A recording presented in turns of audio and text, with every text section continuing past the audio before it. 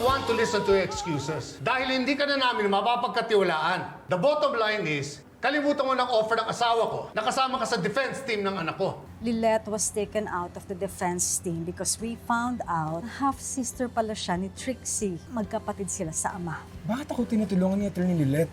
Pagkatapos mong uminom, ano mga sumunod na nangyari? Sisagutin mo na. Ayoko! And I'm sorry! I would recommend that you get Lilette to be part of the prosecution team. Lilette will be the example na hindi lahat ng babae monster ang tingin sa anak natin.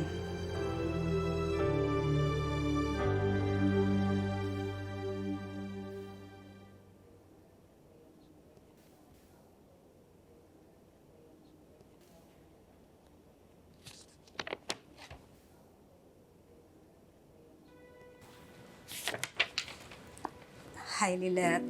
I hope I'm not disturbing. Good afternoon po, Ka Lorena. Gusto ko sanang mag-sorry sa'yo. Para po saan? I'm sorry na pinagdudahan namin ng loyalty mo. Hindi na po maintindihan yan, ma'am. Naiintindihan ko naman po yung pinanggagalingan niyo eh. Ang importante, na-realize namin mag-asawa yung mali namin. We believe that you take your profession seriously and hindi mo i-compromise yung duty mo as a lawyer sa kliyente mo kahit pamilya mo pang kalaban mo. Salamat po, Ka Lorena. Lilette, I want to make it up with you. Gusto kong bumawi sa pagkakamali ko. That's why I'm here. Makikiusap sana ako na bumalik ka na sa defense team ng anak ko. We need you, Lilette. Payag ka ba na maging abogado ni Ino?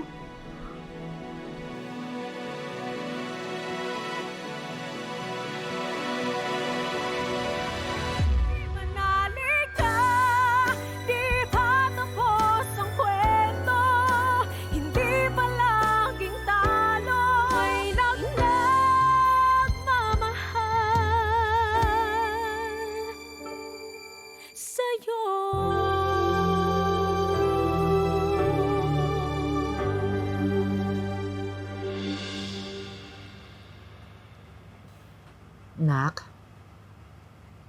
nakapag-desisyon ka na ba kung tatanggapin mo yung alok ng mga De Leon?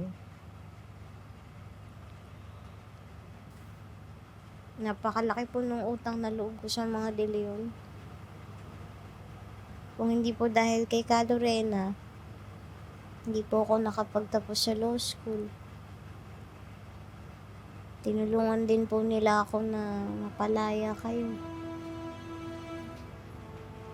Pati po makabayad sa utang ni Chang at sa operasyon ni Chong.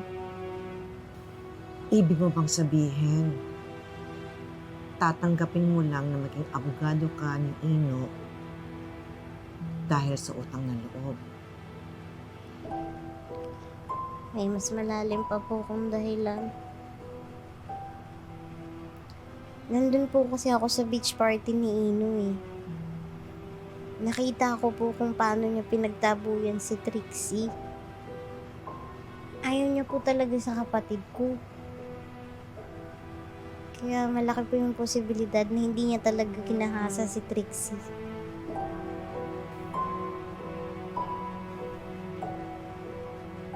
Kung papayag ka na maging abogado ni Ino laban kay Trixie, susuportahan kita.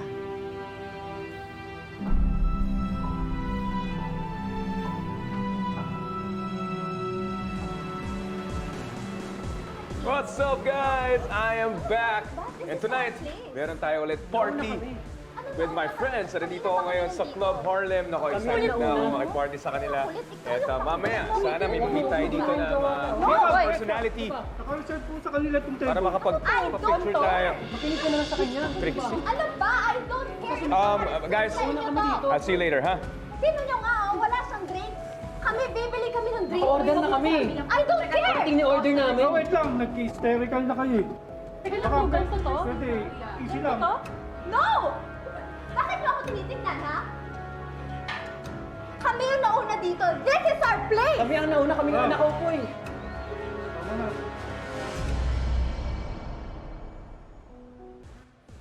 Nasaan na siya? Nasa loob pa. Bakit? Iwan mo nga ako! Stop it! Stop! Ano ba? Yung lalaki doon, he keeps looking at me! He's so gross, manya!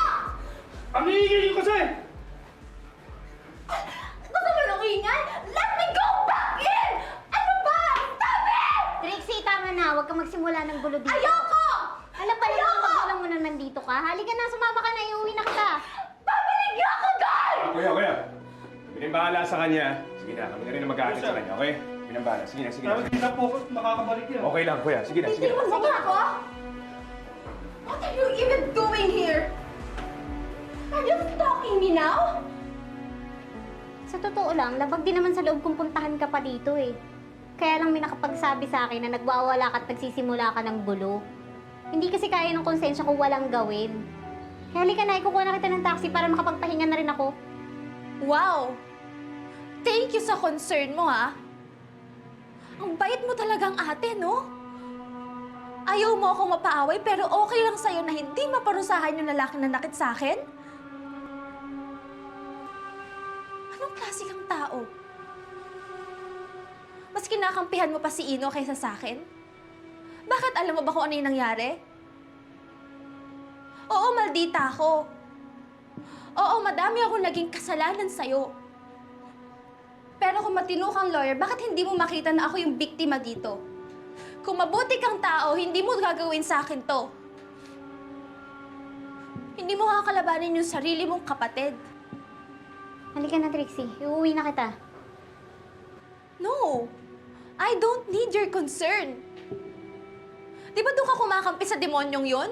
Go! Kampihan mo siya! Kahit na ako yung nagsasabi ng totoo, sa kanya ka pa rin kumakampi. I don't need you here. Wala kang kwentang kapatid.